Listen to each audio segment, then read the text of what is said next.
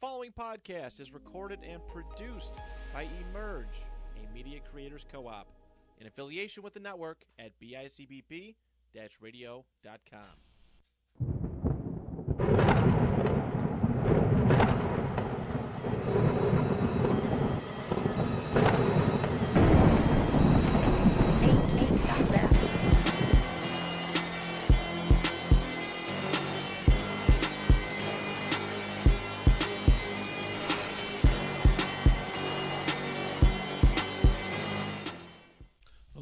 The 6-part documentary on Vince McMahon has just dropped.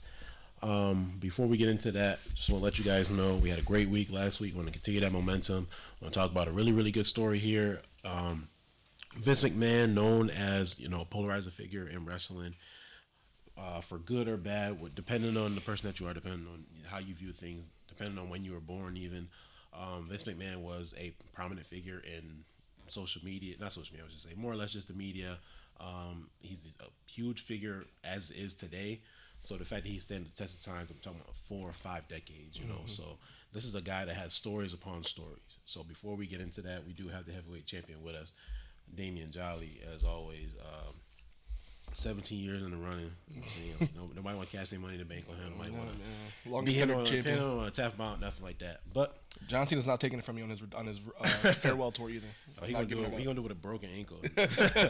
But more or less, I want to start by saying that being a fan of WWE, like, I can associate my fandom with the debut, like Rey Mysterio. So I'm going on almost like 2 decades of like being a fan. But I can say, like, I can recognize the evil, disgusting, things that Vince McMahon has done, and since the beginning of time, since he's been in a position of power, to say the least, is that I don't agree with anything that he's done, and all that evilness is not associated with us. Is not associated with anybody that watches us, because I'm not gonna sit here and sugarcoat the fact that what he did was okay, or he looked out for people. No, it was disgusting, it's evil, it's terrible. There's no other way around it. I'm on the train of, like, washing away from the WWE completely, in my opinion.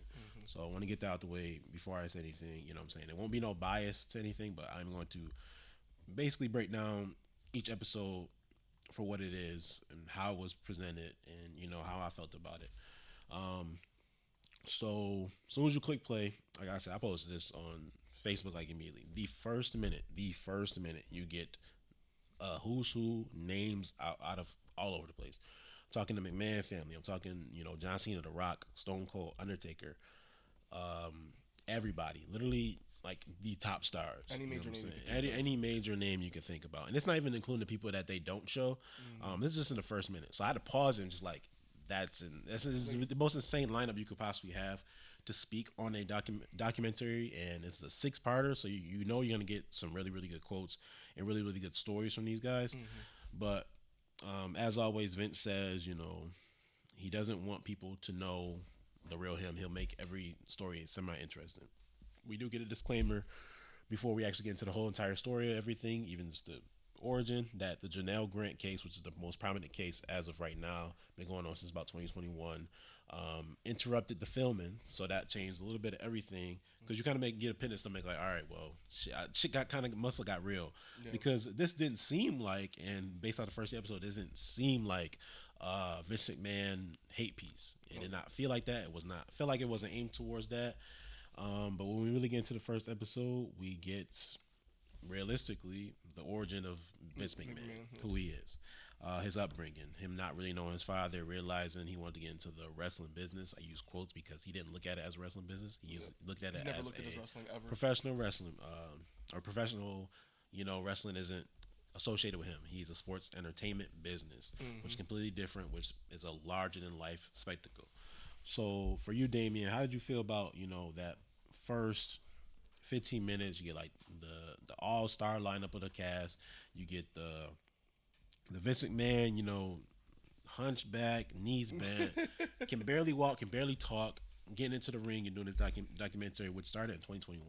Yeah, like, it's crazy. I mean, it's pretty amazing how he contradicts himself almost immediately. I mean, nonstop. I mean, he does it a lot throughout the documentary, but, like, I mean, it's almost like immediately he does that. The whole putting on the facade of, you know me, but you don't know the real me. Yeah, like, and I'm never gonna let you know the real me, but I'm gonna say what I want to say. So it's like, you're already showing yourself as Two-Face, which obviously we get it. You have your characters as you are a sports entertainer, but to start your documentary off like that, especially when nobody was coming after you at this point in time. Yep. At this point in time, he was in a decent spot for them to do this because like it didn't seem it was supposed to be a hate piece. Exactly. It felt like it was literally meant just to show you one of the most powerful men in entertainment and how he got to this point. And then obviously it said as you get the disclaimers and you're starting to see, okay, well, all this stuff really unravels right after the documentary starts. Literally, they said they get like 100 hours worth of documentary, and then like the news drops, and then it's like, oh well, that also interrupts everything. So now we're just gonna show you what we have so far.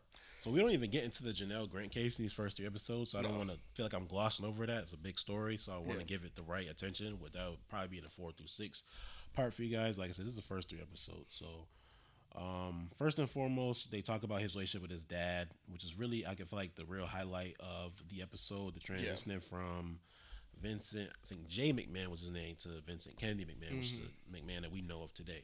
How his dad had a wrestling business. The territories were separated, and as anybody know, like, this is monopolizing the territories by taking your big talents and basically just drawing all the money out of you, just taking everything that you own and all the things that make you money and taking it away from you and draining you. It sucks because even taking those big stars, like, he didn't take Hulk Hogan really because Hulk Hogan was a different name, but he did take him from a different territory. But that's just one of the guys. I'm talking like the Dusty Rhodes. I'm talking like the Junkyard Dogs. I'm talking like those kind of polarizing figures who really didn't do much in the WWF at the time. But now, what I'm saying, you see it where there is not many options outside the WWE. So to see that they have stood the test of time for the last 40 years of poaching talent and like being the only big option, like, this is the be all end all. So like, this started literally with Vince McMahon. So seeing it in 2024 it's the same thing. It's literally like monopolizing the business, making sure that it is your own. And it was cool to just see like the whole territory split up by, especially like we went and saw like the Iron Claw. And like to see kind of like those smaller, because you see those smaller wrestling companies in that movie, and then to see that like Vince McMahon basically went and just said, hey, listen, thank you for making these characters. I'm going to offer them way more money. They're going to come make me way more money. And I appreciate that. And, like, they get into the whole thing about how, like I said, it was just an unspoken rule. Like, you don't come into my territory. I run my wrestling thing here. Said, like, his dad's warning him, and they're like, they're threatening his dad, saying like, your son's going to end up at the bottom of the river. And Vince McMahon just did not care. Like, I said something about it, too. I was like his business model, man, I mean, you can't knock the business model. I mean, he went and did something that everybody else was scared to do. So, I mean, took a huge risk with he did doing that, but it paid dividends because he had the most money, and him being, in a position of power to, have the names and have, like I said, the position where he was, like, he was in the Northeast, and just bringing everybody over there was just like, it was convenient, it was good, it was smart, and it was just how he ended up running his business. But he creates his first star with Hulk Hogan, and that transcends everything. It literally makes WWF into this huge, I'm talking huge business. Not even just a wrestling business, like I said, sports entertainment. The fact that in the media it's looked at as like this, huge show. Like I'm saying, you can go there, you can get involved, and you feel like you're spectacle. Part of. Yeah, it's a big spectacle. Every time you go there. Like talking about the MSGs, I'm talking like these big arenas with larger than life that you only can get to go to maybe once in your lifetime, and that you could see. I'm saying, Hulk Hogan. That was the draw. It's still crazy to even think about here in like Madison Square Garden. Yeah, like, back exactly. in those days. Like I know obviously it's like one of the most popular arenas in the entire world, but like to even hear about that in like the 80s and the 70s, and they're talking about how they're already wrestling there. It's like that place has literally stood there forever, and it's still considered one of the biggest arenas. So this is literally just the birth of his vision, what he wanted, sports entertainment to be. We don't get too much in this episode. It's literally just a precursor of everything that's it is really just the most basic origin story. And that's not a bad episode, literally good origin episode. But second episode starts off, I want to start by saying it's a really cool intro, actually. You got Vince McMahon singing with, his biggest stars. Hulk Hogan's on the guitar. You got Randy Savage on the trumpet. All types of, just everybody's on the stage. And, they got people saying, like, this wasn't wrestling. Well, I think Mr. T was out there, too. Mr. T, I think, was out there as well. So it's like, this wasn't wrestling. This wasn't what they know, what they've known. You know what I'm saying? This is like creating a movie, within your TV show and putting it on for display, putting it on for people to enjoy. So we got a really cool intro. You know, it starts in the late 80s. They're singing and dancing. You know, it just shows like how far Vince McMahon was willing to go to do things out of the norm to realistically change everything about how people viewed professional wrestling at the time. And it's crazy that he even had this vision to do that. Like, I mean, like, it's would so anybody different else, that nobody else. That's what I'm saying. Would anybody else have even thought to be like, you know what, let's take our wrestlers and make them into this thing? Like, you know, like for him to even have that thought process and to take the risk, knowing that like you could lose all your money. Like, it's not like he was like super rich at this point in time. No, you know what I'm saying? Like, he was taking risks with every single thing he did, and the fact that it panned out, like I could not believe that opening. I don't think I've ever personally seen that video. No, never. I don't. So when that came out, I was like, what am I watching, man? Yeah, because I was like, what's going on? I don't never. He comes running off the side of the screen, starts singing like so, like Hulk Hogan is in a sleeveless tuxedo playing the guitar. Like, it was like I said, it was some visuals for sure in that, but the rise of Hulk Hogan, we already talked about it in episode 1, but it really gets into it in this one. We get the rise of Hulk Hogan, but all good things don't, you know what I'm saying, come with good things. Right. So with the good of Hulk Hogan, people see that this guy's jacked out of his mind. Randy Savage is jacked out of his mind. All these guys are jacked out of their mind. These larger than life characters. Comes the steroids trial. That was the pushback that comes from Phil Mushnick that really pushed and tried to do deeper diving into Vince McMahon, who deserved it. It was like something was going on here that he was willing to figure out. You know, you got the slap heard around the world to John Stossel. You got the sexual harassment from the ring boys, or I think that the ring boys, or yeah, it was like Mel Phillips was like the ring, like I forgot Master what like and they would bring in the ring boys to like take down the rings and all that. And then 16-year-old boys, by the way, which is like I said, sexual harassment, nothing to gloss over. Pretty insane, disgusting things. Stuff that I'd never heard of. Pat Patterson was involved too. You know, they got Tony Atlas saying that he's grabbing at their privates. You know what I'm saying, in this the is graphic. You know what I'm saying, rendition of. And I remember texting you. I was like, I did not. I mean, the that's documentary got dark so fast. It wasn't bad to start. Like it just goes and then it gets this. They literally turned off the light switch and then it just became all darkness.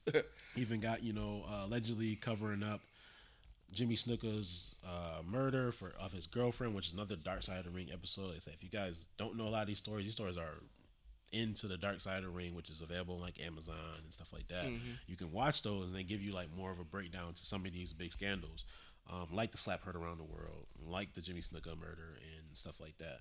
But all these were hurting Vince at this time. Like I'm talking terrible scandals and accusations and stuff. Nothing that was yet to be proved, and they all came at like once. I mean, like the guy could not catch a break. Once one. I mean, not that he deserved a break for a lot of the stuff, but once one thing happened, it was like he literally could not catch a break. No, like they literally just were like an avalanche. Unless he did catch a break, because he burst the wrestling Super Bowl. WrestleMania was born with the face of Hulk Hogan being on, you know what I'm saying, the poster boy for it. He is the face of it. You can bring in a pop culture star like Mr. T, you know what I'm saying, coming in and, doing a whole wrestling match, which is pretty crazy. So we get the first and second installments of the WrestleManias. I mean, first one was a success. That's why you get a second one. I think the first one he beats Iron Sheik. That's like the main one. It's like Iron Sheik was at Madison Square Garden. Okay, where that's where he first got the title, and he had the title for years and years. Okay. But that was his real transition into being a star, because Hulk Hogan does mention that he just called the match right then and there. And, you know what I'm saying, Iron Sheik was willing to drop the belt to him, because that's what, people are supposed to do. When you're supposed to do the job, you're supposed to do the job. There's nothing else about it. Put somebody over. We'll get into that as we, continue to talk about it. But Hulk Hogan being the face of WrestleMania, and, the first installment being such a success, the second installment was not. Yeah. They tried to film from 3 different locations. That's an insane idea to do at that point in time. I mean, like, that's literally like me being here, you being at home, Demond being at his job, and we're trying to do it. Yeah, like it's crazy. And then they were, I think it was like New York, LA. The third one was like Chicago. Yeah, I was like, Mr. McMahon's like, it's just like trying to sit there. They're getting technical difficulty issues. He's like, yeah, we'll never do that again. Yeah. And so he realizes that he didn't do, everything right. Like, he knows that everything that he did was not justified, right, or, even close to, successful, because with success comes multiple failures, multiple things that don't go your way. But with, the steroid trials just ramping up. You get, more sexual assault pushback, because you had Rita Marie, which was the first female ref. She's talking about how Vince forced her into having sex with her. Like I said, this is a graphic thing. Talking about blackmailing her, make sure she doesn't have a job. So she's out. But a disclaimer happens at the end, which I want to jump to the end, but it's very important. She doesn't settle until 2023. So that's just telling you right there that this is over 4 decades, almost a 4-decade lawsuit that finally gets settled in 2023. That's how hard it is to go against a giant like Vince McMahon. Like, he literally had unlimited resources compared to this, this small woman who was a referee for what? Not even a year, maybe a couple years. Maybe, like she barely lasted. So unfortunately, like, that was stuff that a woman in that craft had to deal with. With the biggest boss. Like, I'm saying, even Pat Patterson was going after the men. So it's like nobody was off limits. And being basically being 1A and 1B in the company. Like, what are you gonna do? It's like I said, Tony Atlas. I was gonna say Tony Atlas is the one that said it. He's who like, do you go to? Yeah, they're like, you didn't go tell McMahon. I was like, why? So he could fire me? Like, what do you like? There's nobody to tell this about. Like, you dealt with it. Yeah, he literally laughed in the interview's face, and he said, Vince, like, no. Yeah, I'm not if you want to get booked, no, you don't tell Vince, and you don't tell nobody. You just kind of deal with it, which is very, very sad for any wrestlers. Which is crazy because nobody's gonna take it with a laughter. No, yeah. Vince McMahon literally says, he's like, you just take your crap and you eat it. Yeah. I mean, that's literally what these wrestlers had to do, which is not fair to them whatsoever. But it's basically the philosophy that Vince McMahon followed, and basically they had to follow just because they wanted to work. Yeah, they needed the money. This was the best episode though, because that's not even half of everything that happens. Like, that's like a 10%. Yeah, they really put everything on the table in episode 2. They threw everything at you. Yeah. So we even get to WrestleMania 3, which is Andre the Giant, who was taken out of retirement. Vince convinced him to come out of retirement. He could barely walk at this time. He's very ill. He's on borrowed time. The fact he talked somebody into getting a back surgery, is outrageous. That was not trying to get the back surgery. When he literally said he didn't want it. Yeah, did not want it, and he told him that he could sell out 93,000 arena in Detroit. Yeah, it was a Pontiac Arena. Yeah, Pontiac Arena. I don't know that's some big why you could think that you can sell out that many, because that was a fake number. Like, they can hold that many, but you're not selling out that many because you got to make the stage, you got to have the ring, you got to have, you know what I'm saying? You got to have room for everything. Your guys, you know what I'm saying? There's a lot of things that got to go right. Especially for as big of a spectacle as that was at the time the biggest one. Like I said, that's the biggest draw. Had Aretha Franklin out there singing the Star Spangled Banner. Yeah. So they do Andre the Giant versus Hulk Hogan. Andre the Giant for the first time is a heel. Heel is a bad guy, if you guys don't know. Hulk Hogan is a baby face, which is a good guy. If you guys don't know, they kind of entail it into the storyline. But if you are familiar with wrestling, you know what faces, heels are. It was a huge success though. They did great numbers. This was one of the biggest WrestleManias ever.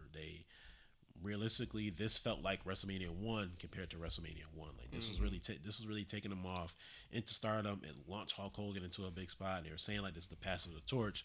But Dave Meltzer, who was a famous writer, you know what I'm saying, a famous booker, one of the more prominent figures in wrestling today still, said that Hulk Hogan was already bigger than Andre the Giant. Yeah, he was the biggest. He was the star. So when Hulk Hogan was eventually, in line to pass the torch, we fast forward, I want to say, to WrestleMania 6. Yep. So we don't talk about WrestleMania 4, WrestleMania 5, because every WrestleMania is not going to hit.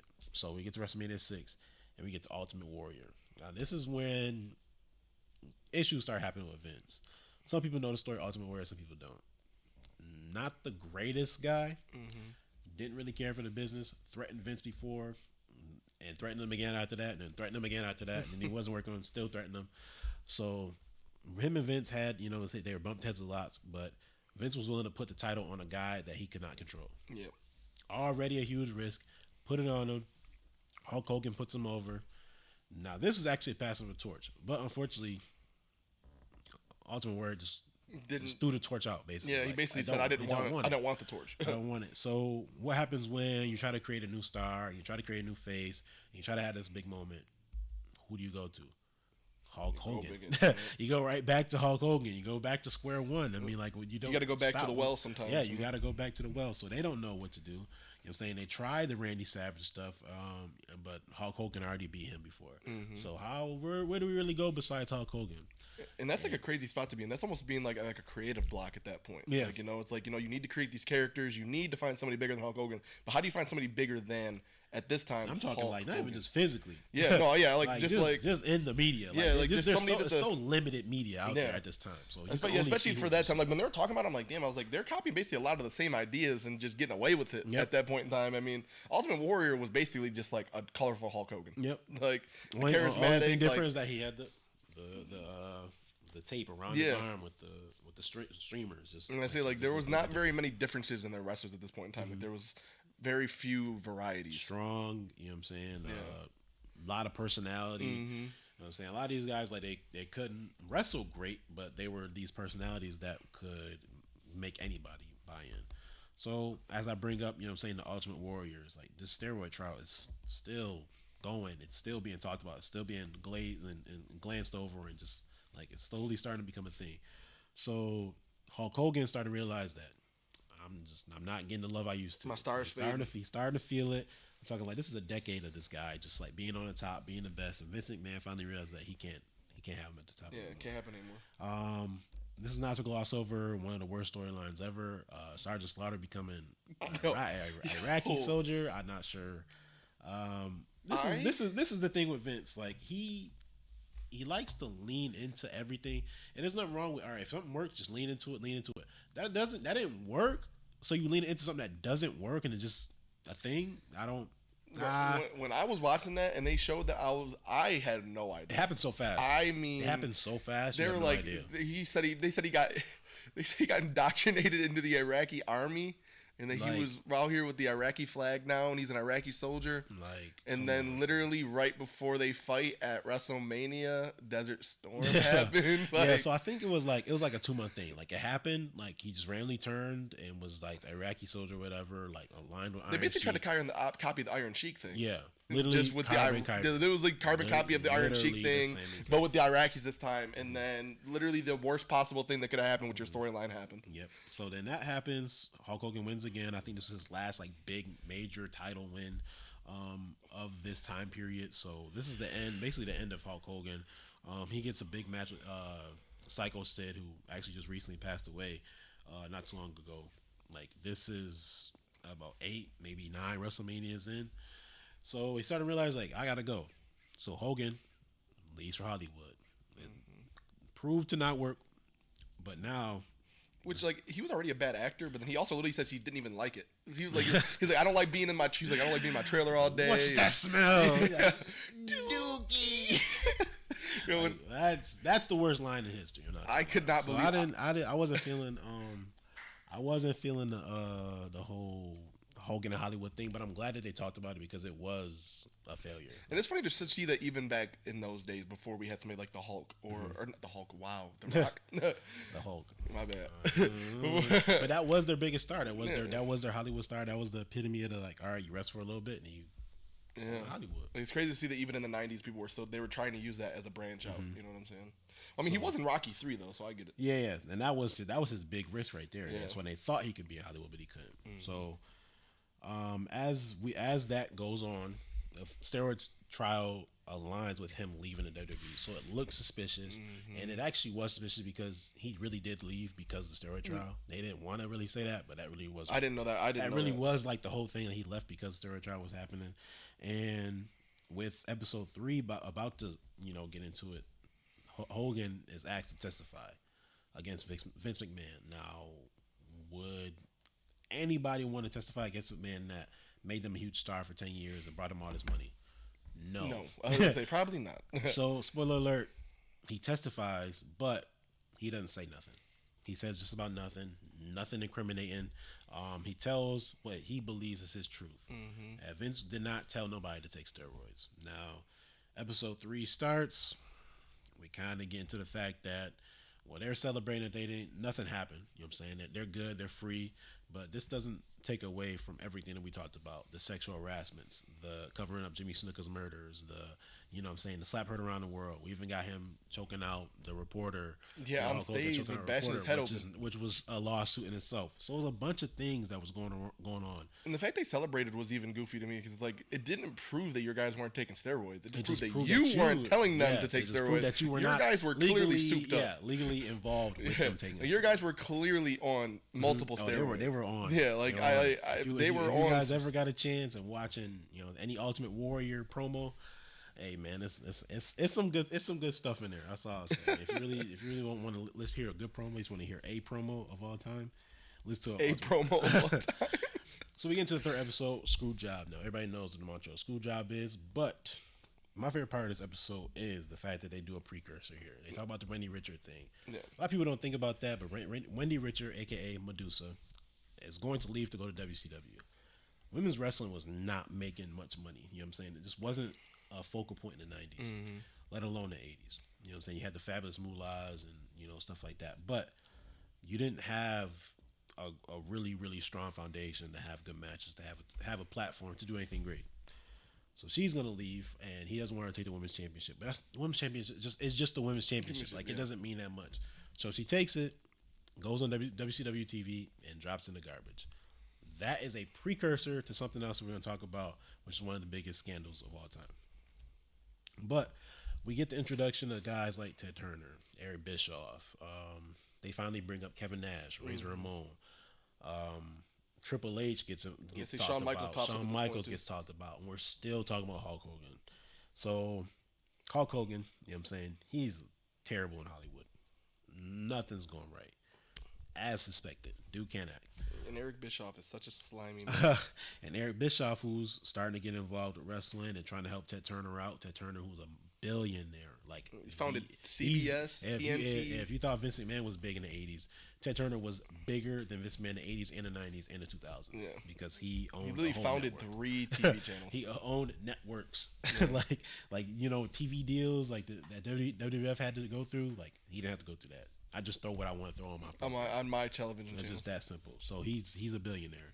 And Vince came out and said that Ted Turner wants to come after a family-owned business. He made himself the babyface. He turned Ted Turner into the heel. As they said, he wanted to turn to a babyface. That's what he wanted. But if you remember we talked about in the first episode, this is the same guy that was poaching talent as this big giant. Big hypocrite. That's what I'm saying. He's a hypocrite. The biggest hypocrite and master manipulator of all time. This is the. I love that I'm happy that the people that were doing the documentary really called him out. The interviewer was really like, "Isn't that what you did to the territories back in the day?"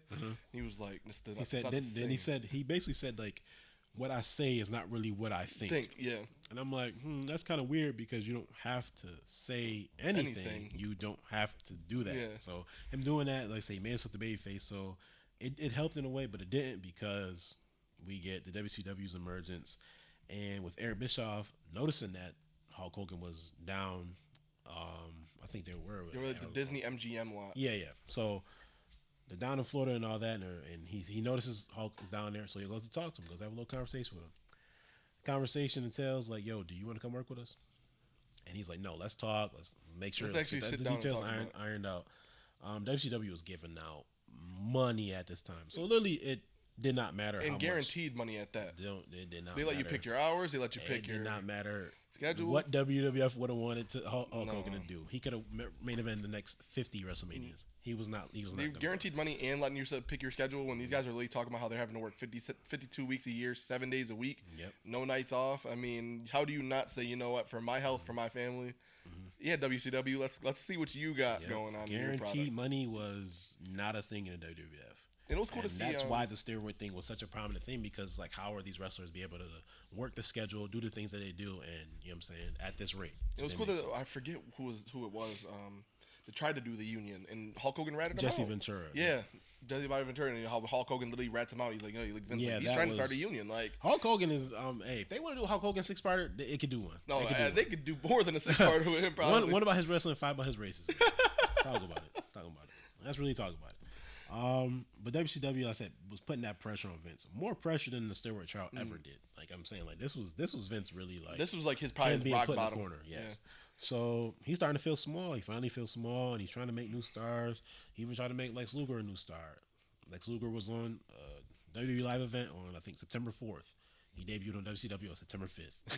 Yeah, they talked about it. There like was 2 days no later. success. It was no success. And the fact that Bischoff, I mean, like I said, like he literally told him, he was like, "Listen, like I'll give you a deal, but just don't tell Vince yet." Yep. He's like, "Then just show up on my thing, and like you got everybody shocked because you got a WWE product or WWF product on WCW." Yep. And like just went, and Vince like was like, "Oh, but we just did handshake deals. We didn't do contracts." That's a crazy business model, man. Yep. So they finally start to realize they got to do certain things differently. They start making contracts, and contracts are starting to be involved. And, you know, one of the first guys that got like this big contract was Bret Hart. We'll talk about him a little bit later, but he is the next star of the WWF. Was he as big as Hulk Hogan? Never in a million years. But he appeal to a different demographic. Yeah, I was gonna People say, that like to wrestle in Canada. Mm-hmm. That's a whole different, you know what I'm saying, a whole different side of the business. No more U.S. heroes. Exactly. No more U.S. heroes. No more of that, you know, U.S. versus Iraqi again. Yeah, like, US we don't versus need that another again. country. We just need, you know what I'm saying, a little bit of diversity. So, like I said, they bring up Razor Ramon and Diesel, and these are two guys that really change just about everything. So, them realizing that they can get guaranteed money, great money, I'm talking like money that WWF was never giving them. They never In a won. million years. Like, Diesel won titles in WWF, but he wasn't really nothing. Yeah. He actually was a part of that 83-week drop-off because he was so bad as champion that he didn't really do well. So it kind of put them in a We weird want spot. to tune into that. Yeah. So he wasn't great. It was a weird transition period for Diesel. Razor Ramon never really strapped the rocket to him. Yeah. Had a lot of drug issues, but Razor Ramon, one of the coolest dudes ever. There's one of the coolest characters that like Vince ever I'm had, talking for like sure. when it like you see him on the first time he was on WCW TV. He got the all denim with the black boots. I'm like, hairy chest all out, Yeah. chewing on And say with the toothpick, come hair on. slicked back. Appreciate I'm a toothpick in his ear. like, come on, man. You got double Like, toothpick. Nobody really was. That's aura, man. I'm not gonna lie, that's aura. But nonetheless, they leave, and their final nights at MSG. MSG, like I said, is a staple for WWF. That's their spot. That's their thing. They have the curtain call with the Clique. The Clique is this huge group. I'm saying four best friends. I'm talking Triple H, Shawn Michaels, Diesel, and Razor Ramon. Those are four of the biggest stars in the 90s. They were huge. I'm talking like these guys had so much backstage power, and Shawn was a champion, and Diesel was former champion and best friends with Shawn and worked with Shawn.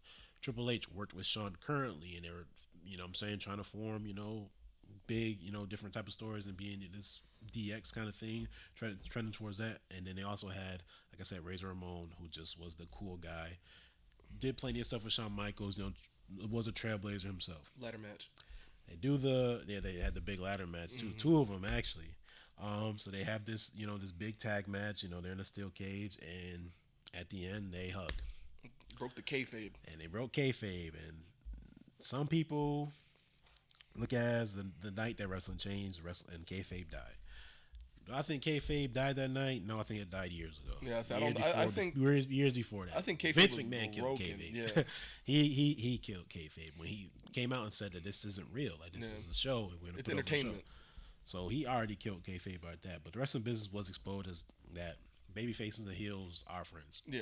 And that's what they didn't want. But with the emergence of social media, 2 decades later, there's this. It was going to get exposed. It was going to get exposed. There was never going to be a way for them to keep that kayfabe forever. Exactly. And people knew that they were best friends. Yeah. Everybody knew it. That was like even Triple H said, people already knew about the Clique, and we weren't even presented on TV as the Clique. So they never were. The Clique never won anything. They were never noted. Nothing.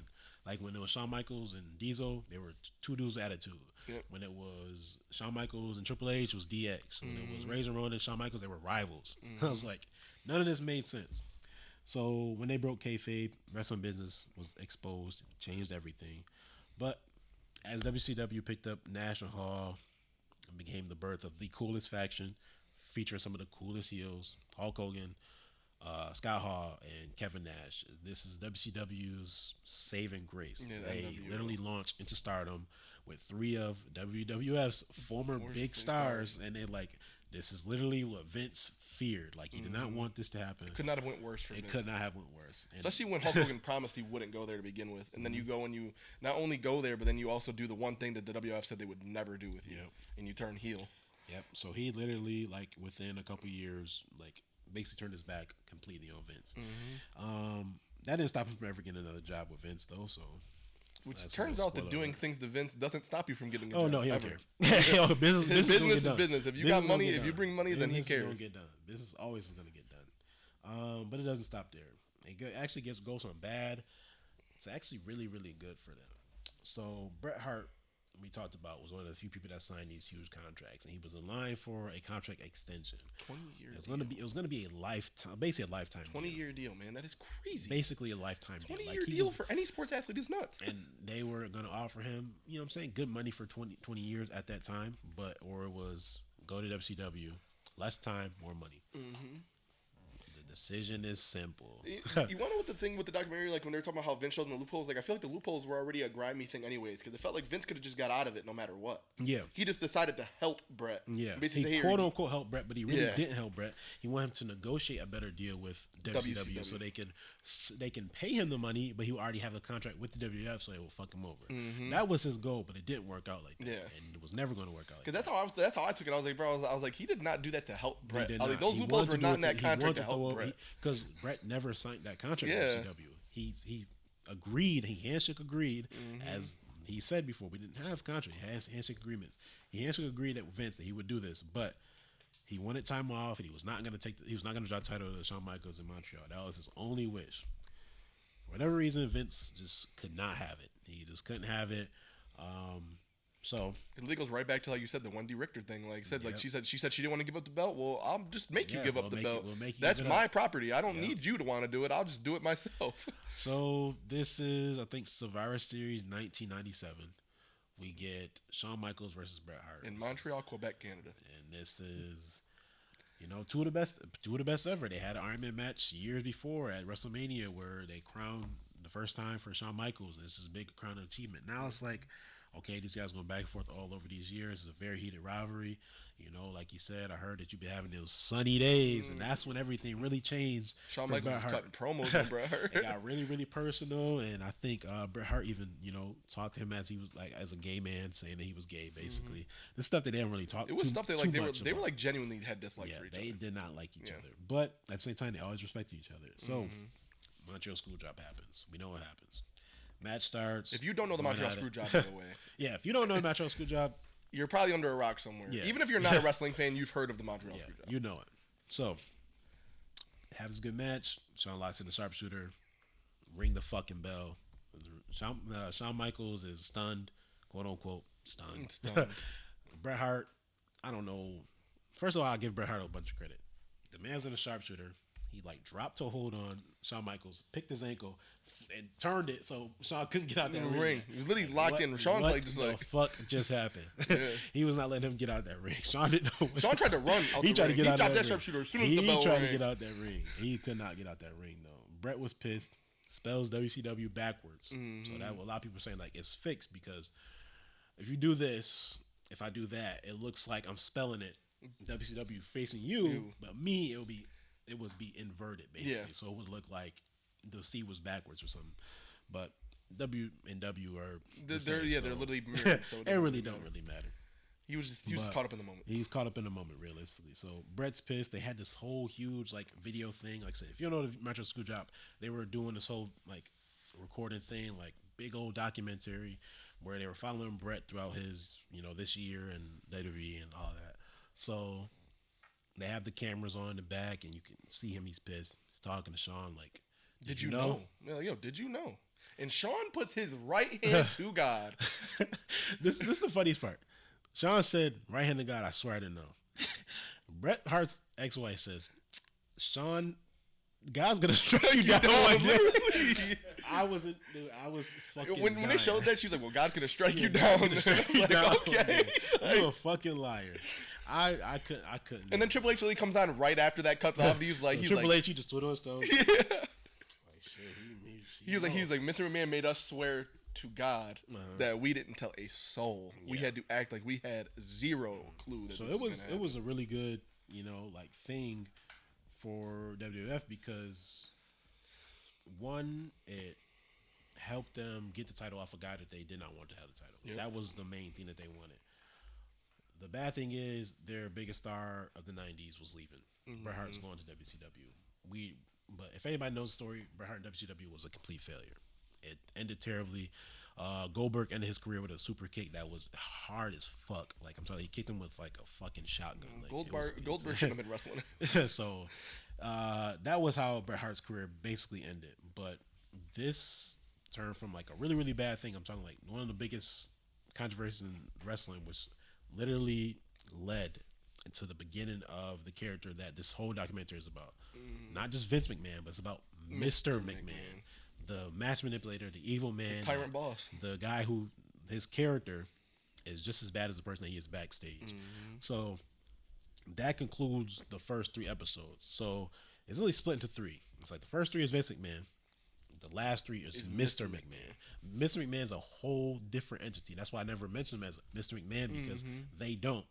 It's they a literally reason save why it they for don't. for the 4th episode. And they get like the flashes of him, like, you know what I'm saying, like doing crazy You see stuff. literally every crazy promo you could think of from like the 2000s onward is shown in that clip. Yep. So this is, like I said, this is the first 2 episodes is Vince McMahon.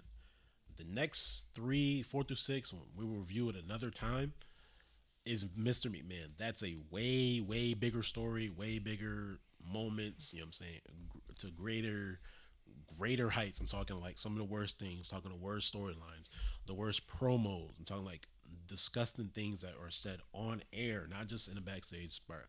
So like, it's like the start of the. It's literally the start of the Attitude This Era. is the start of the Attitude Era because you literally push the envelope to the furthest degree. I mean, they did as much as they could possibly get away with. So legally all on that TV. success with WCW and all that, it ended basically on this night. They got killed for 83 weeks, and then WCW went right down the drain. Yeah. So it really didn't technically end here, but this is the birth of one of the biggest heel characters in wrestling history.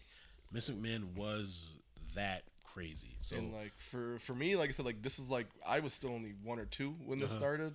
To see this stuff, like I remember seeing some of this stuff, like obviously as I grew up, like seeing reruns and stuff, but like you almost can't believe what they were able to get away with on television at this point. And it's not even the worst of it. This is no, literally and this is literally not even like steroids is the best thing that was happening for him. Absolutely. because nobody was actually suffering from anything that they knew of at the time. As we get into these later episodes, you guys will see like the evilness of Miss McMahon. You can search up more as you see this stuff. Like you do your own research and see just how crazy it gets. Like I said, if you guys want to watch Dark Side of the Ring, like the Jimmy Snook episode is very, very good because I didn't know all the details for it. I thought, that because I remember when he did pass away, he was like suffering from dementia, like he was really, really messed up. He was really, really old. There was a point where once he got convicted, you know what I'm saying, because I think it was after he passed. Yeah. They took his, I think, great granddaughter. Her name is Tamina. They took Snuka out her name. It was that bad. You put me onto that Dark Side of the Ring episode. I never knew this about Jimmy Snuka. It was that bad. I was like, I mean, it's damning. That Dark Side of the Ring episode is damning. Because he was a huge star. Yeah, he was the biggest star probably in the early 80s. After he got him off for murder, yeah, you're done. Yeah, you're somebody else's problem. Yeah, you're cooked, buddy. Ain't my problem. You're somebody else's problem. So this is a great documentary. The first 2 episodes, I haven't watched 4 through 6 yet. I'm on the last episode. Damian's already passed me, but this is a culmination, like I said, from beginning to end. You know what I'm saying? We see the rise and the fall and the rise again and the great fall of Vince McMahon to Mr. McMahon. It really is. I don't know. It's crazy to think that he got away with so much, but it also is crazy to see how many people that he worked with also got away with the same stuff that he was doing because they are his right-hand man or his, you know what I'm saying, like somebody that he works with, somebody that's more important than a wrestler, than a random wrestler like Tony Atlas, not a big star. I gotta save my spot. Black man in the 80s, I'm trying to look for work. Odds are I'm not gonna find it. So I gotta be silent about Pat Patterson. But nowadays, like it's a little bit different. You gotta go through different practices, you go through different ways to get help, to get, you know what I'm saying, legal help and all that kind of stuff, because realistically it ain't always sunshine or rainbows. You can't just sue. Like I said, you see Rita Chatterton, that's her real name. She presses these charges in the late 80s. Yeah, so like I'm she pretty sure does it's not like 87 settle until last year. She finally got her money, and it's crazy. That is almost 4 decades. Like if you got a lawsuit against somebody for 4 years or for 40 years, man, like Vince McMahon said, not many people have the money to go against the government. Yeah. So you were never going to get regular person. That's what I'm saying. So the government couldn't. The government ain't thinking about Rita. They thinking about you. So if you're the government to her. Like, if the government can't get Vince McMahon, you're probably not going to get Vince McMahon. Exactly. So that's a very, very good start to a docuseries. Like I said, I said it before we started. This feels like the WWE's Last Dance documentary. I mean, this is on par with it. I mean, if it was a little bit longer, it probably would be equal to it because Last Dance is a longer documentary. But like as of talking about just detail and how it's presented and how it's been told so far, this is one of the better documentaries I've watched. I love it. I love it so far Because and even if you're not a wrestling fan, it's just something you need to watch. You don't even need to love watch wrestling this in general because like it literally just like it is about this is a mogul, man. This is literally even like I said, even if you're not wrestling, you know who Vince McMahon is. Yep. And then the second half you're gonna find out who Mr. McMahon is. You're gonna be like, he's worse. Yeah. Way worse. And he really started. And it's not really a character, is it? Yeah. I'm saying that's like we blur the lines between character and reality and fiction. Reality. And that's where a lot of things happen in wrestling. But thank you guys for joining us. If you guys like what you heard, make sure you like, comment, subscribe. It's been a pleasure. We're gonna wrap this up hopefully next week, barring all things are good. But with that being said, thank you guys for joining us once again. We see you guys next.